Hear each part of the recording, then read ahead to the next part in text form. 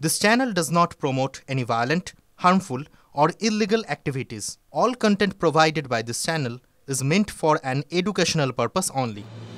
পাকিস্তানের বাড়াবাড়ি, ভারতীয় সেনাকে লক্ষ্য করে গুলি চালালো পাকিস্তানি সেনা। পাল্টা জবাব দিল ভারতীয় সেনাও, জখম একাধিক পাক সেনা। জানা গিয়েছে, বুধবার বিকেলে আচমকাই যুদ্ধবিরতি লঙ্ঘন করে ভারতীয় সেনার উপরে হামলা করে পাক সেনা। জম্মু কাশ্মীরের পুঞ্চে নিয়ন্ত্রণ রেখা বরাবর গুলি চালায় পাক সেনা।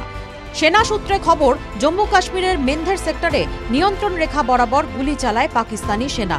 ওই প্রান্ত থেকে 10 থেকে 15 রাউন্ড গুলি চালানো হয়। পাল্টা জবাবে গুলি চালায় ভারতীয় সেনাও। সেনাবাহিনীর গুলিতে শত্রুপক্ষ বেশ ক্ষতির মুখে পড়েছে, তবে কতজন সেনা আহত হয়েছে তা জানা যায়নি। তবে আন্দাজ করা হচ্ছে বেশ কয়েকজন পাক সেনা আহত হয়েছে গুলিতে। দিন দুয়েক আগেই জম্মুর আখনুর সেক্টরে নিয়ন্ত্রণ রেখার কাছে আইইডি বিস্ফোরণে একজন ক্যাপ্টেন সহ 2 সেনা জওয়ান মারা যান।